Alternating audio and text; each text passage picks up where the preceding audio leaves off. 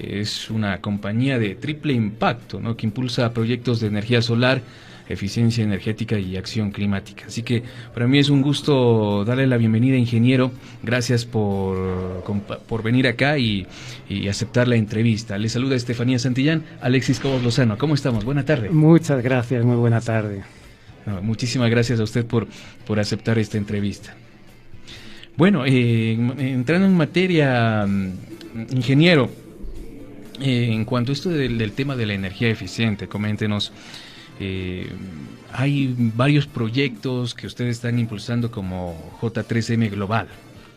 Sí, lo que estamos haciendo es abordar esta crisis climática, ¿verdad? Todos los días estamos viendo noticias que realmente nos preocupan, ¿no? Como es estos incendios forestales, estas sequías extremas, este aumento de temperatura del planeta que se viene produciendo y que se empieza a llamar ya emergencia climática. Nosotros lo que abordamos son soluciones que uno puede abordar desde su familia, en su casa, generando su energía limpia, reduciendo su consumo de energía, como también en las empresas que pueden reducir la cantidad de energía fósil que a veces utilizan en calderos, que a veces utilizan para enfriar los alimentos y que al final suponen un impacto medioambiental grande, ¿no? ¿Cómo lo hacemos? Pues por supuesto con tecnologías renovables y eficientes. ¿Cómo nace J3M Global, ingeniero, para que nuestros amigos también tengan conocimiento? ¿Cuántos años ya de servicio también tienen?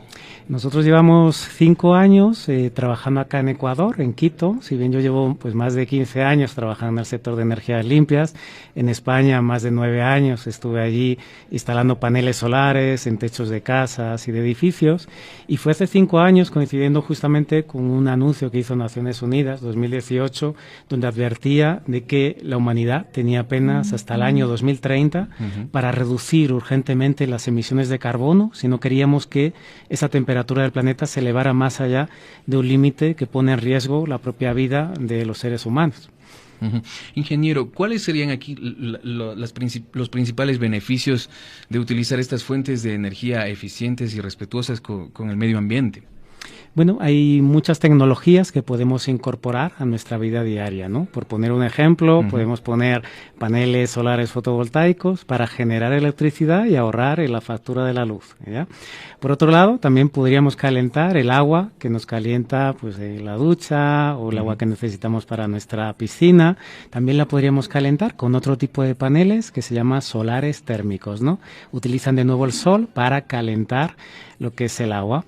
Luego hay más tecnologías. Tenemos muchos clientes que empiezan ya a comprarse vehículos eléctricos. Recientemente hemos puesto en marcha una estación de carga de vehículos eléctricos para que una empresa de mensajería empiece a transportar pues esas cartas que envía esos paquetes, se empiezan a transportar ya con electricidad que mueve esos vehículos en vez de con ese combustible fósil, gasolina, diésel, que está contaminando y también contribuyendo a ese calentamiento, ¿no? Hay multitud de tecnologías que podemos escoger, si bien hay algunas que llamamos las más populares, que son los paneles solares, porque son las más sencillas de todas, ¿no? Ese es el tipo de tecnología la más efectiva en sí para mejorar la eficiencia energética, puede ser en una empresa, en un hogar. Sí, son las tecnologías más democráticas que llamamos, ¿no? ¿Por qué? Porque son las más fáciles de implementar. Todo el mundo suele tener un techo vacío pues en su casa, o un techo vacío en una empresa, en el galpón donde hace su operación. Después, ¿qué ocurre? Que ese techo está recibiendo energía solar todos los días del año y no la estamos aprovechando. ¿Qué es lo que hacen los paneles solares fotovoltaicos? Convierten esa radiación solar en electricidad que luego va a alimentar los aparatos que hay en esa vivienda. De tal forma que generamos ese ahorro energético en la vivienda, y es una tecnología muy sencilla de implementar, porque sol tenemos en todos lados acá en el Ecuador. Realmente hay un recurso solar increíble y maravilloso, 12 horas de sol al día. Y segundo, que es muy sencilla de instalar, ¿no? No necesitamos construir una gran central hidroeléctrica a kilómetros y kilómetros de la ciudad para generar energía limpia, que también es positiva. Realmente la podemos montar en nuestro propio techo, ¿no? Y eso es lo que la llamamos una tecnología democrática, ¿no? Que nos permite a todas las personas generar su propia energía. Aproximadamente, ingeniero, ¿cuántos proyectos renovables ustedes han desarrollado como J3M Global? Sí, pues en los últimos años yo creo que llevamos más de 250 proyectos acá en el país. Hemos trabajado en todo lado, desde Galápagos, en barcos solares, acá en Quito, en Guayaquil, en la costa.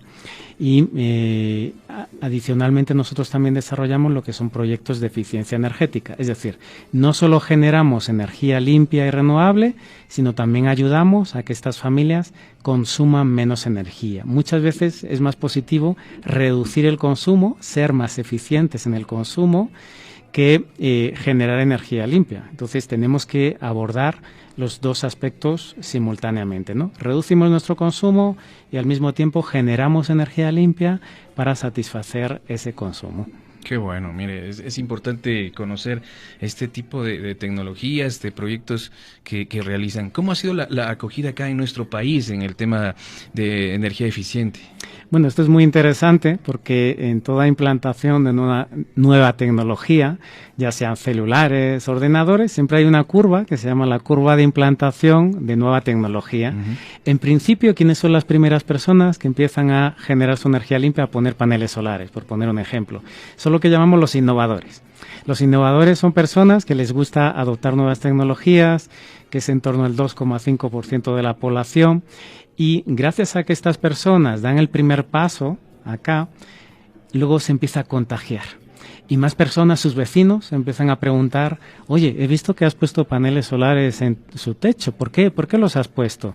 Entonces esta persona les cuenta, mira, estoy ahorrando un montón de dinero en la factura de la luz, estoy generando energía limpia para cuidar del futuro de mis hijos, y a base de esos argumentos positivos se empieza a contagiar y más gente se empieza a sumar en las urbanizaciones en las que viven, en las empresas, y entonces cada vez más se empieza a convertir en una mayoría inicial que empieza a implantar esta tecnología.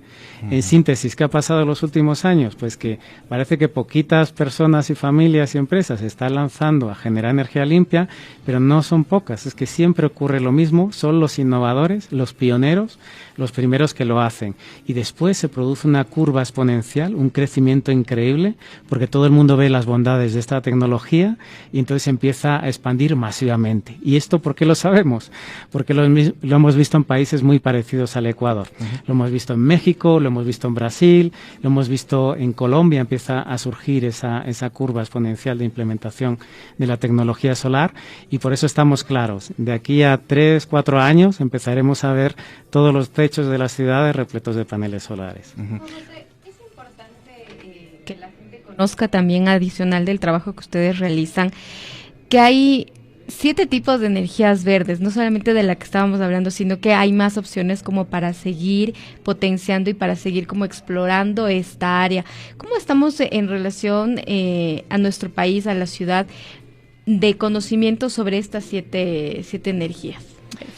Pues realmente lo que ocurre es que usualmente tanto empresas como personas, cuando necesitan energía, ¿qué hacen? Bueno, pues cogen el tomacorriente, enchufan y sale la energía de algún lado, pero poca gente se pregunta de dónde sale, ¿no? Poca gente se pregunta qué tecnologías son aquellas que están abasteciéndome de energía, ¿no?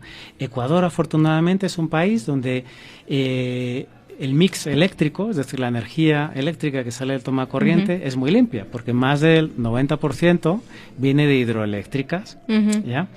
¿Qué ocurre? ¿De dónde sale el otro 10%? Pues sale de eólica, tenemos en Loja unos maravillosos aerogeneradores que están generando energía limpia con el viento, tenemos un poquito de fotovoltaica de los proyectos que estamos hablando ahora, de los techos, pero tenemos también centrales termoeléctricas que están quemando fuel, están quemando combustible fósil, están emitiendo carbono a la atmósfera y son altamente contaminantes, ¿no? El ideal, ¿cuál sería?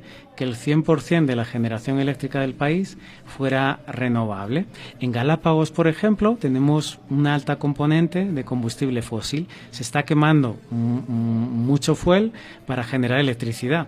Entonces, hay diferentes partes del país donde todavía están muy lejos de llegar a esa generación más limpia, ¿no? Pero ¿qué ocurre? Que dentro de toda la energía que consumen las familias y las empresas, aproximadamente el 20% es electricidad. El otro 80%, ¿qué es? Es calor. calor que necesitamos en los calderos, calor que generamos como quemando gas, quemando GLP, quemando también muchas veces diésel, ¿no? Y ese 80% también mueve el transporte del país, mueve los camiones y mueve los carros. ¿Qué es de qué se trata una transición energética?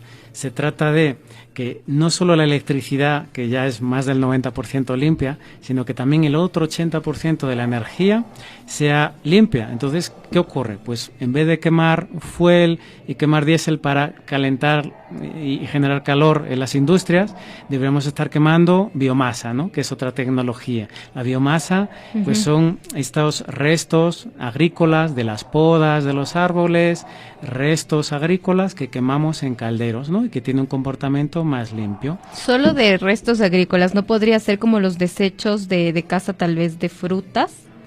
¿Desechos orgánicos? Por ejemplo, aquí en el Inga se está generando un biogás que lo que hace pues Quito es quema ese gas y lo transforma en electricidad. Es otra tecnología, ¿no? Podemos generar un gas, pero que sea limpio, ¿no? No que sea un GLP como un gas más contaminante, un metano más contaminante, ¿no? ¿Qué otras tecnologías tenemos? Pues también para calentar, la solar térmica, como bien apuntaba, ¿no? Nos duchamos ahora y estamos a veces quemando gas en nuestras casas o cocinando también con gas, y podríamos estar cocinando con electricidad generada de forma limpia con paneles solares, y podríamos estarnos dando duchas de agua caliente con paneles solares que calientan el agua que tuviéramos también en nuestros techos, ¿no? Es un ejemplo de toda la diversidad de tecnologías que tenemos a nuestra disposición, y no olvidemos que una de las más importantes es el transporte, ¿ya? La mayor parte de las emisiones de carbono que emite el Ecuador tiene que ver con el transporte. Si nuestros vehículos empiezan a ser más limpios, ¿ya?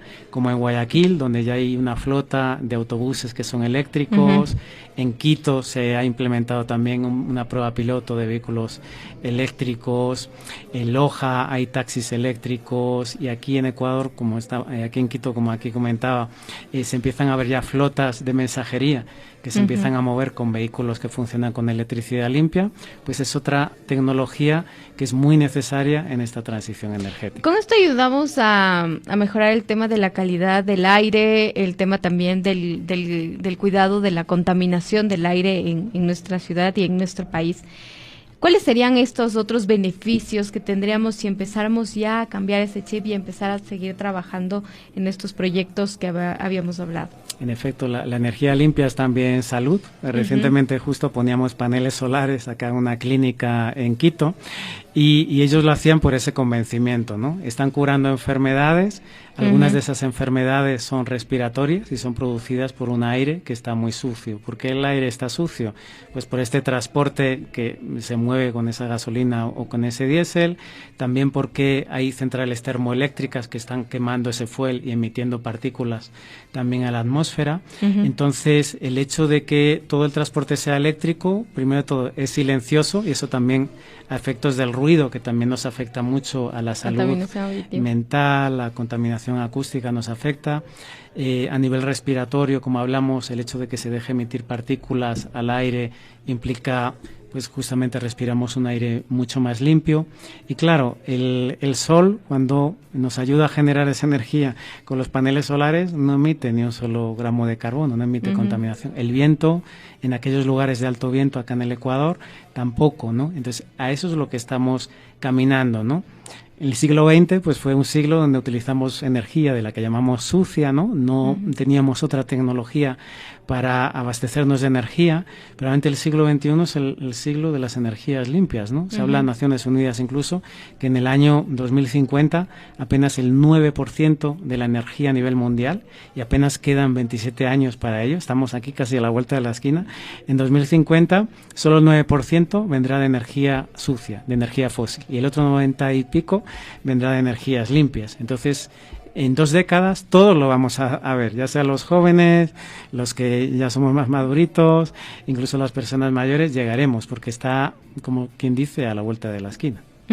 ¿Y cómo irnos preparando en ese caso para todos estos cambios? ¿Y cómo ir también trabajando en fomentar este tipo de iniciativas? ¿Cómo ves tú el apoyo también a estos cambios? Porque por ejemplo, hubo toda esta campaña para poder dejar la cocina a gas, y utilizar estas cocinas de inducción, pero no se tuvo como mucha buena recepción de la gente. Claro, como en todo, digamos, negocio, hay que escuchar a los clientes, ¿no? Hay que escuchar a la ciudadanía. ¿Y qué pasó? A veces hacen políticas públicas que son muy bien intencionadas, como ese cambio era muy positivo para el ambiente, ¿no? Dejemos de quemar gas para cocinar y empecemos a utilizar electricidad que viene de hidroeléctricas y de otras fuentes limpias, ¿no?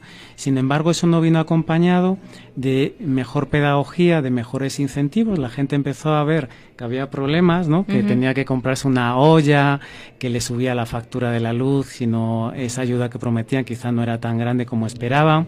Entonces, por un lado faltó mejor comunicación, por otro, más ayudas a la gente para que haga ese cambio, y una cosa súper importante, que es una de las grandes políticas públicas que toca hacer, y en algún momento pues el Estado tendrá que dar ese paso, y consiste en premiar las energías limpias, ayudar a la gente a que se ponga paneles solares, dándoles subsidios, pero empezar a eliminar los subsidios a la energía sucia.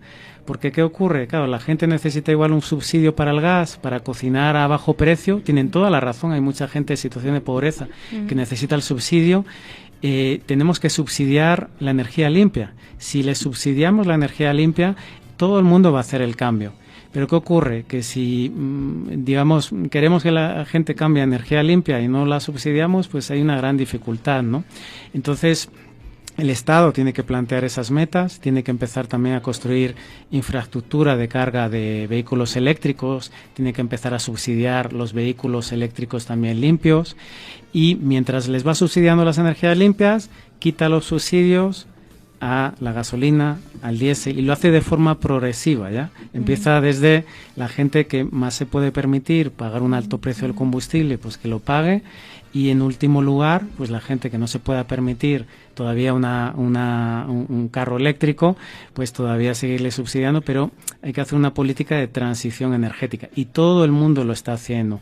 En todos los países donde están triunfando las energías limpias, en el norte de Europa, Estados Unidos, países de nuestro entorno como México, Brasil, realmente es porque el Estado está apoyando, invirtiendo, y es invertir en el futuro realmente del país. Y ahora ya se puede evidenciar, ¿no?, que en nuevas construcciones están haciendo el uso de estas nuevas energías limpias. Claro, Quito es un gran ejemplo para el país, porque en Quito hay una muy buena regulación del municipio que incentiva la construcción ecoeficiente, ¿ya? En ciertas partes de la ciudad vemos que empiezan a haber edificios mucho más altos, pero que por contra consumen mucha menos agua, generan mucho menos residuos, consumen mucha menos energía, y entonces se ha generado un incentivo económico desde el municipio para que los constructores empiecen a construir edificios ecoeficientes, ¿no? ¿Y qué ocurre? Que entonces las empresas, empiezan a surgir empresas que proveen de servicios de depuración de agua, ¿no? De aguas grises y aguas negras, empresas que empiezan a generar energía limpia. Es decir, se empieza a generar empleo verde, y el empleo verde también es muy necesario para la ciudad, de tal forma que Quito se convierte en un polo de construcción, de edificación ecoeficiente, pero esa parte nos permite empezar en otras ciudades del país también a vender esos servicios. Es decir, hay un gran beneficio no solo ambiental, sino también económico para las empresas y económico para la generación de empleo, ¿no? Y eso partió, en efecto, de una política pública de un municipio, ¿no? Entonces, eso se replica por todo el país a nivel nacional. Pues cuánto podríamos hacer para hacer crecer la economía del país, pero en base a empleos verdes, empleos limpios, ¿no?